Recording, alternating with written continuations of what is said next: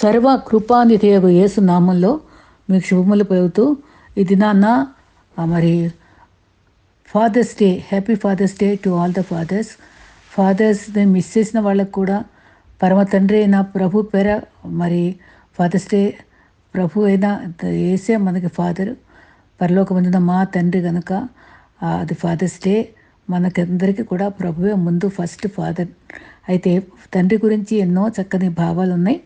అవన్నిట్లో మనం తెలుసుకోవాలంటే ఎన్నో జీవిత సత్యాలు ఎంతోమంది చెప్పుకున్న భావాల్లో కొన్ని భావాల్ని మీ ముందు చూపెడతాను. మళ్ళీ అమ్మ మనల్ని లోకానికి చూపిస్తే ప్రపంచాన్నే మనకు చూపించేదే నాన్నట. మరి నిజంగానే మరి ప్రభువు మనకి ఒక తండ్రిని బహుమతికి ఇచ్చాడు, మరి బిడ్డల్ని తల్లిదండ్రులు బహుమతికి ఇచ్చాడు. మరి బహుమతి అంటే బహుమతి అది తిరిగి దాని కృతజ్ఞతగా ఉండాలి, జీవితాంతం కృతజ్ఞతగా ఉండాలి. మరి దేవుణ్ణి స్తుతిస్తూ థ్యాంక్స్ చెప్పుకోవాలి కదా. భగవంతుని నుండి నేను పొందిన అత్యుత్తమ బహుమతులు ఆ పేరే నాన్న అని అంటారు. మనలో జీవాన్ని నింపి అల్లారి ముద్దుగా పెంచి మనలో లోపాలు సరిచేసి మన భవిష్యత్తుకు పునాదులు వేస్తూ మన గమ్యం చూపేది నాన్న. అనురాగానికి రూపమే నాన్న. నాన్న అమ్మ గురించినటువంటి కవితలు ఎంతమందో ఎన్నో రాశారు. అయితే నాన్న గురించిన కవితలు, అమ్మ గురించి జీవితాలు చూస్తే అమ్మ జీవితం మరి జీవితాన్ని పోస్తే జీవనాన్ని మరి జీవితం ఇచ్చేది నాన్న. మరి ఓర్పుకు మార్పుకు మార్గదర్శి నాన్న. జీవిత పాఠాలు నేర్పే మొదటి గురువు నాన్న. జీవితం పోకడా, లోకం పోకడా, లోక విషయాల్ని పరిచయం చేసేది నాన్న. తల్లి ప్రేమ కనబడేది, తండ్రి ప్రేమ కనబడిన ప్రేమ. తండ్రికి గొప్ప ప్రేమను వ్యక్తపరచలేడు, తండ్రిగా ఉండుటే అది గొప్ప ఆధిక్యత. అయితే మరి ఈ అనుభవాల్లో మరి ఇంకా మనం చెప్పుకోవాలంటే మరి దేవుడు ప్రాధాన్యత తండ్రికే ఇచ్చాడు. మరి జీవితాన్ని నిలబెట్టేందుకు నిత్యము శ్రమించే నిస్వార్థ సేవకుడే నాన్న. తండ్రి ఆశయం బిడ్డలు మంచి చెడులని మంచి చెడులు ఎదుర్కోవాలి, కష్టించి అందుకోసం పోషిస్తాడు. లోకభోగాలతో ఉంటే మనకి జీవితం లభించేది కాదు. ఈ లోకంలో బిడ్డలు మంచి జీవితం జీవించాలని నిరంతరము శ్రమించేది తండ్రి. ఆ తండ్రి రుణాన్ని, దేవుని యొక్క రుణాన్ని మనం ఈ లోకంలో ఎప్పుడూ తీర్చుకోలేము. ఇంకా ఎన్నో కవితలు ఎంతోమంది రాస్తూ వచ్చారు. అయితే నాన్న మరి బహుమతి అనుకున్నాం కదా, మంచి స్నేహితుడు కూడా. మంచి చెడు ఆనందం విజయం అన్నిటి వెనుక నాన్న ఉంటారు. త్యాగం చేసేది ఆయనే. ఓర్పు నిదర్శనం మారుపేరు, నీతికి నిదర్శనము ప్రగతి సోపానం నాన్నే. మనలోని జీవాన్ని నింపి అల్లారి ముద్దుగా పెంచి మనలా లోపాలను సరిచేస్తూ మన భవిష్యత్తుకు పునాదులు వేస్తూ మనకు గమ్యం చూపేది నాన్న. అనురాగానికి రూపం నాన్న. నేను ఎరిగిన నేస్తం నాన్న. తొలి నడకలు నేర్పింది నా సరిజోడి నాన్న. నా కోసం నా తోడుగా ఉండే నాన్న. నాలోనే ఉండి నడిపించేది నాన్న. నాన్న మాటల్లో గొప్పతనం అర్థమయ్యే నాటికి మనం తప్పులు పెట్టే వాళ్ళంగా బిడ్డలు ఉంటారు. అమ్మ కొవ్వొత్తిలా కరిగిపోతూ వెలిగిస్తుంది, నాన్న అగ్గిపుల్ల ఆ వెలుగుకు నాంది. అయితే మనకి ఇది నాన్న చాలా అమూల్యమైనటువంటి ఫాదర్స్ డే తలంపుల్ని మనం మరొకసారి సంవత్సరానికి ఒకసారి ధ్యానం చేసుకోవాలని ఇది నాన్న మరి మా ఫాదర్స్ డే తలంపులు చెప్పాలని ఆశిస్తున్నానండి. అయితే దేవునితో నడిచిన వ్యక్తులే మంచి తండ్రులు కాగలరు. బైబిల్లో మంచి తండ్రులు ఎంతోమంది ఉన్నారు. ఫాదర్స్ డే శుభాకాంక్షలతో అందిస్తూ మరి అందరూ ఆనందంగా ఉండి బిడ్డలతో కలకాలం నిత్యం సుఖంగా శాంతులతో జీవించాలని మనసారా కోరుతూ ప్రార్థిస్తూ నేను ఈ ధ్యానాల్ని ఆరంభిస్తాను. మంచిగా మరి పెంచినటువంటి తండ్రి అనేక శ్రమలు బాధలు తట్టుకొని తల్లిదండ్రులు ఉన్నారు బైబిల్లో. మరి చక్కగా మరి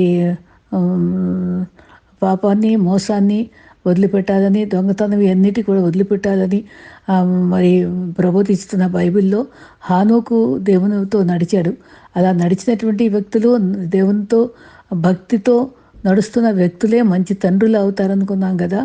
ఇంకా నోవాహు కూడా ఆ కాలంలో ఎంతోమంది పాపంలో ఉంటే ఒక్క కుటుంబం మాత్రమే ప్రభువుకి నిందారహితంగా కనబడి వాళ్ళు ఫ్యామిలీని కాపాడుకున్నాడు. అంత భయంకరమైనటువంటి ఉపద్రవం నుంచి కాపాడుకొని ఆ ఒక్క ఫ్యామిలీ రక్షించబడింది. మంచి తండ్రిగా నోవాహు పేరు పొందాడు. అబ్రహాం కూడా నీతి న్యాయాలు స్థిరపరిచాడు, బిడ్డకు నేర్పాడు. విశ్వాసులకు మంచి తండ్రి. ఫాదర్స్ డే మరి అబ్రహాంను కూడా మనం గుర్తుంచుకోవడం చాలా అవసరం. అయితే బిడ్డలను ప్రేమించి మరి యోబు కూడా ప్రత్యేకంగా వాళ్ళ కోసం ఎంతగానో ఉదయాన్నే ప్రార్థించాడు. మరి ఉదయాన్నే దహనబలులు అర్పించాడు. పాపం చేస్తారేమో అని కూడా ఆలోచించాడు. అసలు క్రీస్తు కూడా సిలువలో ఉంటూ కూడా మీ బిడ్డల కోసం మీరు ఏడవండి అమ్మా అని చెప్పారు. తర్వాత మొదటి జామున మొరపెట్టమని చెప్పారు. కుటుంబం కోసం ఎంతగానో బాధ్యతగా తల్లిదండ్రులు ఉండాలండి. అయితే తండ్రిలాగా తల్లిలాగా రెండు ప్రేమలు చూపించగలిగిన ప్రభు మనకున్నాడు. అయితే ఆయన ఆదరిస్తాడు. ఆదరణకర్త దేవుడే ఉన్నాడు. తండ్రి మనస్సు మరి క్రీస్తులో ఉంది. మరి దేవుని గురించినటువంటి ఆలోచనల్లో మరి క్రీస్తు కూడా 12 సంవత్సరాల వయసులో మనుషుల దయలో దేవుని దయలో అంతా వర్ధిల్లాడు. మరి గెలిచినప్పుడు 10 మంది చెప్పుకునే వ్యక్తి నాన్నవుతాడు. ఓడినప్పుడు భుజాలపై తట్టి గెలుస్తావు లేరా అని హత్తుకునే వ్యక్తి నాన్న. మనకు కూడా కష్ట సమయాలు ఆదుకునేవాడే మన పరలోకపు తండ్రి. కుటుంబాన్ని కంటి రెప్పలా కాపాడేవాడే నాన్న. కష్టాలు తన ముందుండి ఆనందంలో వెనకుండి ఆనందించేవాడు నాన్న. మన పట్ల కూడా మన కోసం శిలువ మరణం పొంది మన రక్షణానుభవంలో పరలోక ప్రాప్తి పొందటం కోసం ఆయన శ్రమపడిన పరలోకపు తండ్రి మన ప్రభువు. కుటుంబాన్ని కష్టాన్ని కూడా మరి నిజంగానే తండ్రి బైబిల్లో ఉండేటువంటి ఆదాము సృష్టించిన తల్లిదండ్రులు ఇద్దరిని కూడా ఫస్ట్ ఫ్యామిలీని దేవుడే మనకు సృష్టించి పెట్టాడు. వాళ్ళిద్దరూ ఫస్ట్ బాల్యం లేదు వాళ్ళకి. యవనస్తులుగానే వాళ్ళు వివాహ వ్యవస్థలో అడుగుపెట్టారు. అన్నీ ఏలమని చెప్పాడు. తర్వాత ఒక్కసారి అడిగాడు కదా, పాపం చేసినప్పుడు ఆదామునే అడిగాడు, తండ్రినే అడిగాడు. మరి ఆ తండ్రే బాధ్యత కలవాడే. భార్య చేసిన పాపం అంతా చేసినా తండ్రినే ఆదామునే పిలిచి అడిగాడు ఏమని. నిజమే, మరి తండ్రి కుటుంబానికి శిరస్సే కదా, తను బాధ్యత వహించాలి కదా. అప్పుడు ఎక్కడ నీవు అని అడిగాడు. నిజంగానే తండ్రులు ఎక్కడున్నారు? బిడ్డలను సంరక్షిస్తూ ఉన్నారా? లోకేచ్చులతో తాగుళ్ళలో ఉన్నారా? ఏ స్థితిలో ఉన్నారు? ఎక్కడున్నావు అని అడిగే పరిస్థితి అక్కడ ఆదాము జీవితంలోనే మనం చూస్తాం. మరి అందరూ పేదవాళ్ళేమి గొప్పవాళ్ళేమి మరి అందరికి కూడా ఇళ్ళున్నాయి. ఇండ్లు లేకపోయినా తల్లిదండ్రులు మాత్రం అందరికి ఉంటారండి. నేల మీద ఉన్నాయి, చెట్టు కింద ఉన్నాయి, తల్లిదండ్రులే ఉంటారు తప్పక. తండ్రి లేకుండా ఫ్యామిలీ ఉండదు, భార్య లేకుండా భర్త ఉండడు. ఒకవేళ ఎవరు లేకపోయినా ఒకరు లేకపోయినా మరి గర్భంలో ఉన్నప్పుడే తండ్రి పోయినా ఆ తండ్రి వల్లనే ఆ గర్భం ఆ బిడ్డలు పొందగలుగుతారు. కాబట్టి తండ్రి చాలా ప్రాముఖ్యమైన వ్యక్తి. అయితే పరలోకపు తండ్రి మనకి చక్కటి ప్రార్థన నేర్పించాడు. పరలోకమందున్న మా తండ్రి అని మనం పిలుచుకుంటున్నాం. అదే మరి తల్లిదండ్రులని గౌరవించటం తండ్రిగా బాధ్యతలు ఏంటంటే పిల్లలు ఎలాగ బ్రతకాలో నేర్చుకోవాలి, తల్లిదండ్రులు ఎలా గౌరవించాలో నేర్చుకోవాలి, పెద్దలను ఎలా గౌరవించాలో నేర్చుకోవాలి, బంధుత్వాన్ని ఎలా ప్రేమించాలో నేర్చుకోవాలి, పూర్ణ హృదయంతో, పూర్ణ ఆత్మతో, పూర్ణ బలంతో ఆయన సేవించాలని నేర్పించాలి. సంఘము పాపభీతి, సంఘనీతి, దైవ ప్రీతి అనేది నేర్పాలి. అంతేకాదు మరి బిడ్డలు క్రమంగా చర్చికి కుటుంబంతో వెళ్ళటం నేర్చుకోవాలి. కుటుంబ ప్రార్థన ఆచరించడంలో ఎంత ఔన్నత్యం ఉంది. అందరికీ కొన్ని కొనసాగపోవచ్చు, కానీ కలిసి వాక్యం చదవటం, కలిసి ప్రార్థన చేయడం, కలిసి ఇన్స్ట్రుమెంట్స్తో దేవుని స్తుతించడం ఉన్న కుటుంబాలు ఎంతగానో వర్ధిల్లుతూ మనం గమనిస్తాం. అయితే తండ్రి మరి ఆ రకంగా బిడ్డలకు ప్రతి జీవితంలో ప్రతి ఒడిదుడుకులు మరి ఏది ఎదుర్కోబోయే సాహసపోతమైన కష్టాలు ఎలా ఉంటాయో కూడా వాళ్ళకు తేల్చి చెప్పాలి. యవన కాలంలో వాళ్ళ సెక్స్ ఎడ్యుకేషన్ కూడా నేర్పడం చాలా అవసరం. ఎందుకంటే యవనేచ్ఛలకు యోసేపు ఎలా పవిత్రంగా, దానియేలు ఎలా పవిత్రంగా ఉన్నాడు, షడ్రక్ మేషక్ అబేద్నెగోలు ఎలా ఉన్నారు, అటువంటి కథలు అటువంటి భావాల్ని బిడ్డలకు నేర్పి యవన కాలంలో వాళ్ళ తొట్టిల్లకుండా కుటుంబ గౌరవం ఎలా కాపాడుకోవాలో, కలుషితం చేయకుండా వంశ గౌరవం ఎలా కాపాడుకోవాలో ఆడపిల్లకి మగపిల్లలకి తల్లి తండ్రి కూర్చొని వాళ్ళకి బోధించడం చాలా అవసరం. తర్వాత తండ్రి అర్హత మరి కొన్ని అంశాలు మనం గమనిస్తే మరి తండ్రికి కొన్ని 5 చక్కటి మాటలు పెడుతూ తండ్రి పోషించేవాడు, ప్రొవైడర్. ఆయన తనకి పోషించేవాడు. మరి 36:28లో అన్ని ప్రాణులను ఆ పక్షులను కూడా ఆయన పోషించేవాడు.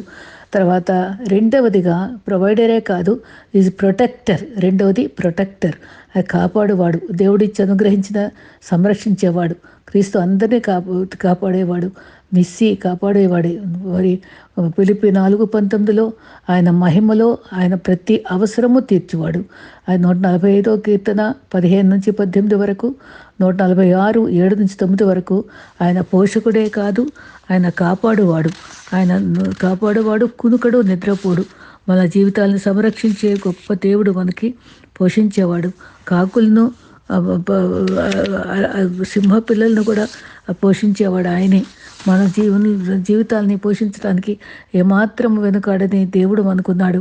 తర్వాత ముందు ప్రొవైడర్, 2 ప్రొటెక్టర్, 3వది మరి ఆయన శిక్షించువాడు. దేవుని మరి క్రమశిక్షణలో పెట్టి, మరి హెబ్రీ 12:9 మరి క్రమశిక్షణ చేస్తూ, తప్పు చేస్తే గద్దిస్తూ సరిచేస్తాడు. తర్వాత మరి నొప్పి తగిలేక కొట్టకపోయినా కొట్టినప్పుడు అది వారికి నొప్పి తెలుసుకుని వారి తప్పులు చేయకుండా ఉంటారని తండ్రి సరిచేస్తాడు. నీ మనసును, ఆలోచన విధానాన్ని కూడా పైన దేవుడైతే నీ ఆలోచన విధానం సరిచేయడానికి మానసికంగా పరీక్షిస్తాడు. భయంకర సమస్యల్లో పడకుండా, స్పీడ్ అవ్వకుండా ఆలోచించుకునేటట్టుగా అడ్డులు ఎలా తొలగించుకోవాలో సరిచేస్తాడు. పగలు మరి పగ్గాలు లేని గుర్రానికి ఎటుపోతుందో తెలియదు. పగ్గాలు వేయడం, నోటికి చిక్కం వేసుకునే అనుభవాలు నేర్పిస్తాడు. లోక తల్లిదండ్రులకు గౌరవ మర్యాదలు ఇవ్వాలి. మరి భూలోకంలో దారి చూపించిన దేవునికి మరింత గౌరవంతో ఆరాధించాలి. అందరి ఆత్మలకు తండ్రిని, దేవుని ఘనపరుచుకోవాలి. మరి ప్రసంగి 12:7-8 తప్పిదములకు శిక్ష ఉంటుంది. తండ్రి తన ఇష్టలైన వారిని సామెతల్లో అని చెప్తారు కదా, ప్రేమించి గద్దిస్తారు. పిల్లల్ని మరి ఇంటి పక్కన జామ చెట్టు ఉంటే, అది పడిన కాయలు ఉంటే ఎవరు పడితే వాళ్ళు వెళ్ళి ఆ చెట్టు దొంగతనంగా ఎవరు లేనప్పుడు కోసేసారు అనుకోండి, మరి గొడవ పడినప్పుడు మరి అందరి పిల్లల్ని కొట్టలేరు కదా. ఎవరి కొడుకు అయితే దాంట్లో ఇన్వాల్వ్ అయ్యాడో ఆ అబ్బాయిని పిలిచి కొట్టి అది తప్పు అని చెప్తాడు. అందరూ కొట్టుకోరు. తన పిల్లల్నే తను సరి చేసుకోవడానికి ఇది తప్పు, దొంగతనంగా వెళ్ళకూడదు అని చెప్తాడు, గద్దిస్తాడు. అందుకనే పనిషర్ అనమాట, పనిష్ చేసేవాడు అనమాట. సామెతలు 3:13 ప్రేమ వల్లనే గద్దించడం జరుగుతుంది. సామెతలు 29:15 బెత్తము జ్ఞానం కలుగజేస్తుంది, అదుపు లేక పెంచితే ఇంటికి దుఃఖం కలిగిస్తుంది. పరిస్థితులు వ్యతిరేకంగా ఉండే దేవుడు గద్దిస్తున్నాడు అని తలంచాలి. బిడ్డలను సంరక్షిస్తే మరి ఒక్కొక్కసారి మరి పనిష్ చేసినప్పుడు ఏడుస్తారు, కానీ వెంటనే వాళ్ళ దగ్గర తీసుకొని దీవిస్తారు. వారికి అది మేలు కొరకని వాళ్ళు గ్రహించుకుంటారు. వారు ఎక్కువగా ఎంత బాధ పెట్టినప్పటికీ అంత ఎక్కువగా ప్రేమించే తండ్రులు ఉంటారు. గద్దించి శిక్షించటం, వాళ్ళ దగ్గర తీసుకొని ఫీడ్స్ ఇచ్చి, వారికి బహుమతులు ఇచ్చి వాళ్ళని మంచితనం చేసుకోవడం కూడా తండ్రికే చేతవును. మరి దేవుడు బ్లెస్సింగ్ మనకు కూడా, దేవుడు కూడా మనకు తగిన బ్లెస్సింగ్స్ శ్రమపడిన కొద్దీ మనకు మేలు చేయడానికి ఆయన ఇష్టపడే దేవుడుగా ఉన్నాడు. హీఈస్ ప్యాట్రన్ అంటే మాదిరిగా ఉంటాడు, రోల్ మోడల్గా ఉంటాడు. ఎలా బ్రతకాలో నేర్పిస్తాడు, ఎలా ఫేస్ చేయాలో చూపిస్తాడు, వెళుకోలన్నీ చెప్తాడు. నువ్వు ఇంకా చిన్న బిడ్డవు, మరి ప్రేమించి తండ్రి నీకున్నాడు, లోకంలో వెళ్ళినప్పుడు భయపడద్దు అనేటట్టుగా జీవింపు చేస్తాడు. పరలోక తండ్రి నీకున్నాడు, నీ అవసరాలు నాకంటే ముందు ఆయనే. నిజంగానే మరి మోషేకి మరి పెంచేటప్పుడు ఫరో ఇంట్లో పెరిగినప్పుడు అప్పుడు నా ప్రభు ఏ రకంగా రియాక్ట్ అయ్యారంటే, ఈ బిడ్డలను మనం కంటాం కానీ నువ్వు నా కొరకు పెంచు అని చెప్తాడండి. దాదులం కానీ ఆయనకు లెక్కప్పు చెప్పుకోవాలి. ఆయనకు మనకు బహుమతిగా ఇచ్చాడు కాబట్టి ఆ బహుమతిని గురించి మనం ఎలా పెంచామో లెక్కప్పు చెప్పుకోవాలి. మనం అది నిర్లక్ష్యంగా పెంచితే మా దేవుడు మనకు శిక్ష ఉంటుంది. కాబట్టి జీవితాంతం రెస్పాన్సిబిలిటీ, ఇది గిఫ్ట్, అది మనం గమనించుకోవాలి. మన ఇంటికి ఆయన ప్యాటర్న్గా ఉంటాడు.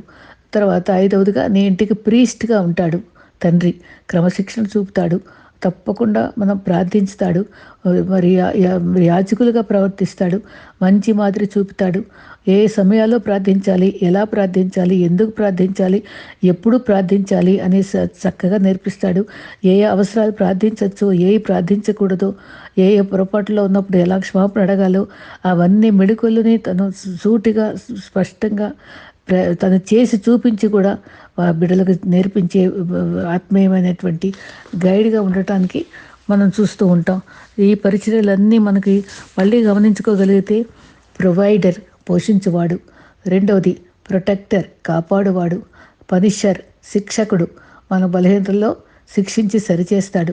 పేట్రాన్, రోల్ మోడల్గా ఉంటాడు, మనకి మాదిరికరమైన జీవితం జీవించి చూపిస్తాడు. ప్రీస్ట్, ప్రార్థన నేర్పి మరి యాజకుడిగా ఉంటాడు. మరి తండ్రికి మనం బహుమతి తిరిగి ఇవ్వాల్సిన బాధ్యత మన బహుమతిగా ఇచ్చినప్పుడు తండ్రి మరి 127వ కీర్తనలో కూడా మనం చూస్తాం. మరి తల్లిదండ్రులకు మరి బిడ్డలు బహుమతులు, స్వాస్యము, యెహోవా ఇచ్చు స్వాస్యము, గర్భఫలం ఆయన ఇచ్చి బహుమానం అని ఉంటుంది. ఆయన ఎంత చక్కటి బహుమానం ఇచ్చాడో బిడ్డలను మరి ఇంత ఆనందం మనకి. మరి పరాయి బిడ్డలను మనం అంత ముద్దు చేయలేం కదండి. మరి ప్రభు మనకిచ్చిన మన కడుపుతో మనం పుట్టి మోసి 9 మాసాలు మోసి పుట్టిన బిడ్డ ప్రసవేదన మర్చి బిడ్డను పుట్టగానే ఆనందపడేటువంటి అనుభవం ఎంత గొప్పది. ఆ దేవుడు మన స్వాస్యం, నా బిడ్డ అనుకోగలిగిన గిఫ్ట్గా ప్రభు మనకి ఇచ్చాడు. మనల్ని కూడా ఆయన నా బిడ్డ అనుకునే మన ప్రేమిస్తున్నాడు. తర్వాత ప్రియులు నిద్రిస్తుంటే వారికి ఇస్తాడు. కుమారులు యెహోవా అనుగ్రహించి స్వాస్యం అంటే తరతరాలుగా వచ్చేదండి. అది ఒక మన జీవం మనతో అంతమవదు, మన తర్వాత తరాలకి మిగులుతూ దానిలో మన జీవం వాళ్ళలో ఉంటుంది, వాళ్ళ నుంచి ఇంకో తరానికి ఉంటుంది. ఆ రకంగా తరతరాలుగా దేవుని యొక్క స్వాస్యాన్ని మనం కళ్ళతో కొన్ని తరాలు చూడగలం, అన్నీ చూడలేం. కానీ ప్రభు మన తదనంతరం మన తరము విస్తరెళ్తూనే ఉంటుందండి. అది స్వాస్యం అంది. గర్భఫలము ఆయన ఇచ్చు బహుమానము. యవన కాలం ముందు పుట్టిన కుమారులు బలవంతం చేతిలో బాణం వంటివారు. నిజంగా భయభక్తులు కలిగి త్రోవలు నడుచుకునేవారు ధన్యులు. కానీ నువ్వు ధన్యుడు, మేలు కలుగును లోగిడ నీ భార్య ఫలించు ద్రాక్షవల్లి వలె ఉండను. అంటే ఆధారపడేటువంటి భార్యగా ప్రభు తండ్రికి ఉంటాడు. భార్య భోజనం బల చుట్టూ పిల్లలు ఒలివ మొక్కల వలె ఉంటారు. వారు ఆశీర్వదించబడతారు జీవితకాలం అంతా. పిల్లల్ని చూస్తావు, సమాధానం ఉండదు. పిల్లల్ని చూసేటువంటి అనుభవం తండ్రులుగా తల్లులుగా అది ఎంత భాగ్యం అండి. ఎంతోమంది అకాల మరణాలు పొందినప్పుడు, వృద్ధులుగా ఉన్నప్పుడు ఈ బిడ్డలను చూసుకుని మరి బిడ్డల కంటే బిడ్డలు ఎంతో ముద్దు. వాళ్ళ అనుభవాలు మరి పసిపిల్లలు అయిపోయి వాళ్ళతో ఆడుకుంటూ వాళ్ళు ఇచ్చినటువంటి మా బిడ్డకి బిడ్డని ఇచ్చావు ప్రభువా, నిజంగా నువ్వు నీ వలనే నేను ఈ బిడ్డను పొందానని హవ్వ కూడా తన బిడ్డ పుట్టినప్పుడు కయ్యిన తర్వాత ఏబెల్ తర్వాత పుట్టిన బిడ్డకు ఆ మాట నీ దయవల్ల పొందుకున్నానని ఆ బిడ్డల గురించి చెప్పుకుందండి. నిజంగానండి. లేయా కూడా బిడ్డలు పుట్టినప్పుడు నేను ఎంత భాగ్యవంతురాలని, ఆశ్చర్య పుట్టినప్పుడు నేను ఎంత భాగ్యవంతురాలని అని అంటది. నిజంగానండి. నిజంగా మనం బిడ్డలను పొందిన మనం తల్లిదండ్రులుగా ఉండే మనం ఎంత భాగ్యవంతులు. ప్రభు మనకిచ్చిన గాతైక్యత ఎంతో గొప్పది. ప్రభు ప్రేమ ఎంతో గొప్పది. మనం ఈ లోక బంధాలని పూర్తిగా ఆధారపడి వాళ్ళు సంతోషపడి రాజీ పడిపోయే లోకాశాలతో జీవించడానికి కాదు. దేవుడిచ్చిన బహుమతులన్నిటి బట్టి స్తుతిస్తూ ఆయనకు ప్రాధాన్యత ఇస్తూ మనము మన బిడ్డలం కూడా ఆయన వైపే చూస్తూ ఆయన అడుగుజాడల్లో జీవిస్తూ నిత్యత్వం వరకు ప్రభు ప్రేమలో సాగిపోతూ అందరం కూడా మరి ఆ బాటలో పయనిస్తూ నిత్య రాజ్యంలో ప్రవేశించే వరకు మనం ఈ లోకంలో బిడ్డలతో ఆనందిస్తూ సర్వసుఖాలు అనుభవిస్తూ కూడా ఆయన చిత్తంలో అనుభవిస్తూ ఆ నిత్యత్వంకి వెళ్ళే అంత భాగ్యం వరకు ప్రభు మనం పుట్టించినటువంటి జీవితాన్ని సఫలత మనం చేయాలి. ఆ సాఫల్యం మనం మరి నిత్య జీవితంలో క్రమం పాటిస్తూ ఆయన మీద ఆధారపడుతూ అడుగుజాడలు నడుస్తూ మరి మనము మన పితరులతో ఫాలో అవుతూ మన బిడ్డలు మనల్ని ఫాలో అవుతూ మనం అందరం కూడా నిత్యత్వంలో మనం కలుసుకుంటాం, మళ్ళీ ఆనందిస్తాం. అందుకనే యెహోవా దేవుడు కాగల జనులు ధన్యులు. పరలోకం మనకు దగ్గరైంది. ఆయన రాజ్య వ్యాప్తి కొరకు మనం ఆత్మల జాలరిగా జీవించాలి. బిడ్డలను ఆత్మీయంగా పెంచాలి. అందరూ రక్షణానుభవంలో పెరిగే వరకు మరి లీనమయ్యే వరకు ప్రసవ వేదంతో బిడ్డలను రక్షించుకోవాల్సిన బాధ్యత కూడా మనకి. ఆనందించడమే కాదు, వాళ్ళ జీవితాలు సంపదతో ఆనందపడటం కాదు, ఆత్మీయ అభివృద్ధిలో కూడా మనం ఆనందపడుతూ నిత్యత్వంలో కూడా బిడ్డలతో ఆనందపడే రీతిగా బ్రతకడం నేర్చుకుందాం. అట్టి కృప మనకు దేవుడిచ్చుగాక. ఆమెన్.